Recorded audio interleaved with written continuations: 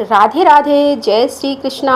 आज की कथा में आप सभी भक्तों का हार्दिक स्वागत है। भगवान श्री कृष्ण और श्रीमती राधा रानी की कृपा सदैव आप पर और आपके समस्त परिवार पर बनी रहे। और अब भगवान श्री हरि विष्णु का ध्यान करके आज की पावन कथा का प्रारंभ करते हैं। मार्कंडे जी कहते हैं कि हे राजन, जो मानव ध्रुव तीर्थ में स्नान करके ध्रुवेश्वर महादेव जी का भक्ति पूर्वक पूजन करता है, वह शुभ विद्याधर लोक में 1 लाख वर्षों तक राजा के पद पर प्रतिष्ठित होता है। नर्मदा तट पर एक नक्षत्र नामक तीर्थ है, जहाँ सब पापों का नाश करने वाले ऋक्षेश्वर महादेव प्रतिष्ठित है। वहाँ 27 नक्षत्र सिद्धि को प्राप्त हुए हैं।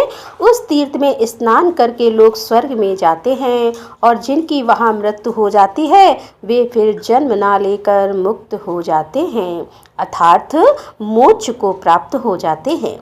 तदंतर वारा नाम से विख्यात एक श्रेष्ठ तीर्थ है, जहाँ कल्याणदायिनी नर्मदा शुक्रा कहलाती है। वहाँ एकादशी तिथि को स्नान करके शास्त्रोक्त दान आदि सत्कर्म करने के पश्चात जो विष्णु परायण व्रती पुरुष द्वादशी को शुद्ध भाव से गंध, पुष्प, धूप, दीप और नैवेद्य आदि के द्वारा भगवान वाराह की पूजा करता है, वह भगवान विष्णु के वैकुंठ धाम में सदा आनंद भोगता है। जो ब्रह्मचर्य का पालन करते हुए क्रोध को जीतकर वैष्णव धर्म में तत्पर होकर भक्ति पूर्वक वैष्णव ब्राह्मणों को भोजन कराता है तथा विष्णु धर्म लिखवाकर श्रोतय ब्राह्मणों को निवेदन करता है, उसे ब्रह्मा, विष्णु और शिव तीनों देवता वर देते हैं।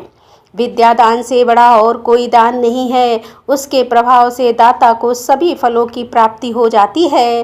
तदंतर चांद्रयण नामक एक उत्तम तीर्थ है। पूर्णिमा तिथि को जब चंद्रमा का रोहिणी नक्षत्र से योग हो, तब उस महोत्सव की वेला में सब सिद्धियों को देने वाले भगवान चंद्रभूषण की पूजा करके मानव स्वर्ग लोक में प्रतिष्ठित होता है। जो परम धर्मात्मा पुत्र पूर्णिमा तथा सूर्य ग्रहण के अवसर पर पितरों के लिए तिल और जल की अंजलि अथवा पिंड दान देता है, उसके पाप आत्मा पितर भी तृप्त हो जाते हैं।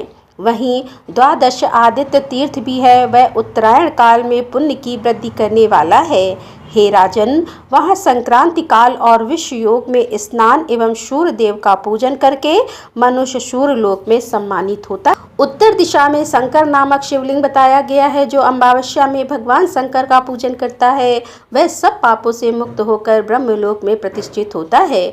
उसके बाद विश्वविख्यात संगम तीर्थ है, जहाँ नर्मदा के साथ दत्तात्रेय नदी मिली हुई है। वह उत्तर की ओर से आकर मिलती है। देवता और दैत्य सभी दत्तात्रेय नदी को मस्तक झुकाते हैं। वहाँ संगम में स्नान, दान और भगवान विष्णु का पूजन करके मनुष्य श्री हरि के लोक में जाते हैं। मेधा तिथिकर, स्कंद, श्रावणी, कौशिक, मनु, काश्यप, गालव तथा तपोनिधि, मैत्रेय यह और दूसरे भी उत्तम व्रत का पालन करने वाले बहुत से महर्षि इस तीर्थ के प्रभाव से उत्तम सिद्धि को प्राप्त हो चुके हैं। चंद्रवंश में सत्य धर्म परायण देवानिक नाम से प्रसिद्ध एक राजा हो गए। उनके एक पुत्र हुआ, जिसका नाम रखा गया हरिकेश। वह समस्त शुभ लक्षणों से संपन्न महान बलवान चक्रवर्ती राजा हुआ। महात्मा हरिकेश ने अनेक यज्ञ किए। उनकी राजधानी कन्यापुर में थी, जो कुबेर की अलका के समान शोभा पाती थी।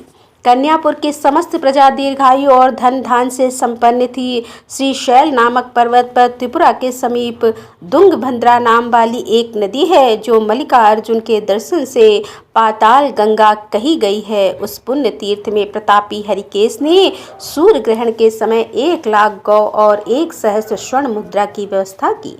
फिर सूर्य ग्रहण से 5 दिनों पूर्व उन्होंने वेदों के विद्वान एवं बहुश्रुत ब्राह्मणों को बुलवाया। वे ग्रहण के समय इन सब गौओं का दान करना चाहते थे। ग्रहण से पूर्व उन्होंने आग्नेय इष्टि प्रारंभ कर दी। देवयोग से उनके आवाहिनी अग्नि में अत्यंत तेजस्वी रुद्र देवता संबंधी मंत्रों द्वारा आहुति डाली गई। उस समय पाताल से प्रलय काल के समान प्रज्वलित अग्नि प्रकट हुई, जिसने वहां के 10,000 ब्रह्मचारियों और 1 लाख गौओं को जलाकर भस्म कर दिया। अब वहां का यज्ञ मंडप और नगर भी भस्मात हो गया। यह सब देखकर हरिकेश के मन में बड़ा विषाद हुआ। वे अग्नि में समा जाने के लिए अपनी रानियों और समस्त मंत्रियों के साथ आसान से उड़कर मंत्रियों के साथ आसन से उठकर खड़े हो गए। उस समय सब ओर बड़ा हाहाकार मचा। तब एक ब्राह्मण ने कहा कि हे महाभाग, तुम श्रेष्ठ नगर कल्पग्राम में चले जाओ। राजा हरिकेश वहां जाकर मुनियों की आज्ञा पाकर तत्पश्चात सोम यज्ञ करने के लिए कुरुक्षेत्र को गए और वहां सरस्वती नदी की शरण ली। वहां पहुंचकर उन्होंने शिव और विष्णु और सरस्वती का स्रोत एवं जप किया। वे बोले कि मैं कुरुक्षेत्र को जाऊंगा और कुरुक्षेत्र में ही निवास करूंगा।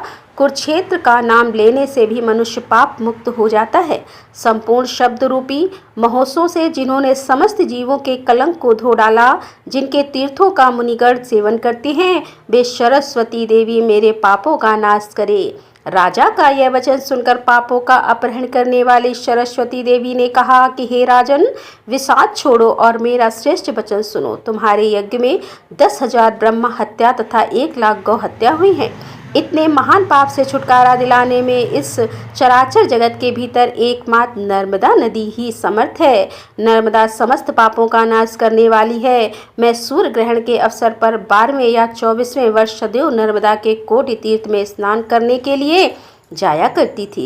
इससे मैं भी परम शुद्ध हो गई हूँ। हे नृपश्रेष्ठ, नर्मदा में स्नान और शिव का पूजन करके एक श्रेष्ठ यज्ञ करो और उसमें बहुत से स्वर्ण की दक्षिणा दो, उससे तुम्हारा उद्धार हो जाएगा। जो ब्राह्मण और गौवें वहाँ मृत्यु को प्राप्त हुई हैं, उनकी हड्डियों को ले जाकर नर्मदा जी के जल में बहा दो। उस जल का स्पर्श होने से उन सब को देवलोक की प्राप्ति हो जाएगी और नर्मदा के जल एवं तिल की अंजलि देने से उन सब की उत्तम मुक्ति भी हो जाएगी।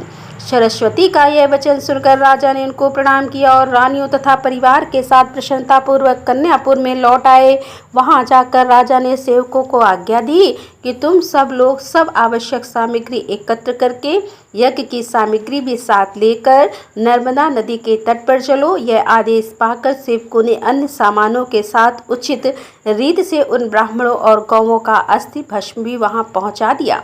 तदंतर वह अस्थि भस्म आदि नर्मदा के जल में मंत्रोच्चारण पूर्वक बहा दिया गया और उत्तम विधि से पूजन करके हाथ जोड़े हुए राजा ने देवताओं और ब्राह्मणों को तृप्त किया। उस स्थान पर एक स्रोत प्रकट होकर नर्मदा के जल में जा मिला। वह नर्मदा संगम गंगाजल के नाम से प्रसिद्ध हुई।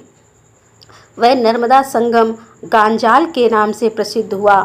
जहाँ गांजाल है वहीं एक सिद्धलिंग भी है, जो ब्राह्मण और गौ उस प्रलय अग्नि द्वारा दग्ध हुए थे। वे दिव्य विमान पर आरूढ़ होकर आशीर्वाद देते हुए हरिकेश की प्रशंसा करने लगे। महाभाग, तुम्हारे प्रसाद से हम सब लोग दिव्य लोक में देव भाव को प्राप्त हो गए। ऐसा कहकर वे सभी विष्णु धाम में चले गए।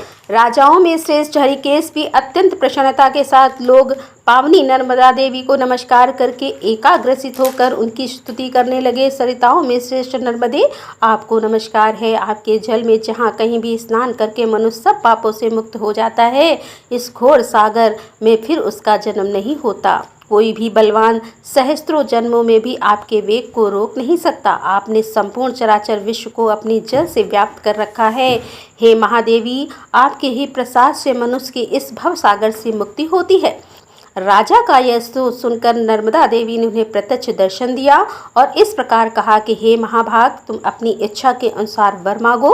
हरिकेश ने कहा कि हे देवी, आप मुझे पवित्र कर दें। आपके जल में स्नान, अवगाहन, पान तथा आपके नाम का स्मरण एवं कीर्तन करने से तत्काल ही 7 जन्मों के किए हुए पाप नष्ट हो जाते हैं। नर्मदा बोली कि हे नृपश्रेष्ठ एवं मस्तु। ऐसा कहकर नर्मदा देवी वहीं अंतर्ध्यान हो गई। तदंतर चक्रवर्ती राजा हरिकेश ने साष्टांग प्रणाम करके इच्छु चलने वाले रथ पर आरूढ़ होकर अपने नगर में प्रवेश किया। वहां अंतःपुर एवं परिवार के साथ उन्होंने प्रचुर भोगों का उपभोग किया और अंतकाल आने पर वे देवलोक को प्राप्त हुए। राधे राधे, जय श्री कृष्णा। आज की कथा का यहीं पर समापन करती हूँ। इसके आगे का वृतांत आप कल की कथा में सुनेंगे। उम्मीद करती हूँ कथा आपको जरूर पसंद आई होगी। तो दोस्तों, मिलते हैं इसके आगे का अध्याय लेकर। तब तक के लिए राधे राधे, जय श्री कृष्णा, हर हर महादेव, जय भोलेनाथ की।